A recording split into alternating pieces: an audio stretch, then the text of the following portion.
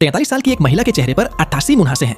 मेरे रूममेट के इरादे अच्छे थे, इसलिए मैंने उसे महिला विरोधी मुहासा मास्क दिया जो मैंने अभी खरीदा था। मुस्कुराई और धन्यवाद कहा, लेकिन उसके रूममेट के मुड़ने और चले जाने के बाद उसने वास्तव में तिरस्कार के साथ मुखौटा मेज पर फेंक दिया। लेकिन इस बदसूरत चेहरे को देखकर उसने अभी भी अपने रूममेट का मुहासों वाला मास्क उठाया हुआ था। इसे आजमाने की मानसिकता के साथ मास्क को अपने चेहरे पर समान रूप से फैलाएं। फिर 15 मिनट तक कमरे में अपने फोन से खेलने के बाद वह बाथरूम में गई और मास्क उतार दिया। लेकिन अचानक कुछ अजीब हुआ, मेरे चेहरे पर मुहासे आधे हो गए हैं। उसने दर्पण की ओर ध्यान से देखा। मैंने अपने चेहरे पर मुहासों की संख्या फिर से गिन ली। बाद में फिर उसने कूड़ेदान से मास्क उठाया। मैंने पाया कि यह मुहासे के अवशेषों से ढका हुआ था, इसलिए वह भागकर अपने रूममेट के कमरे में गई और अलमारियों को खंगाली। चुपचाप मैंने उसके कुछ और महिला मुखौटे ले लिए। वह एक को फाड़कर अपने चेहरे पर लगाने के लिए इंतजार नहीं कर सकती थी।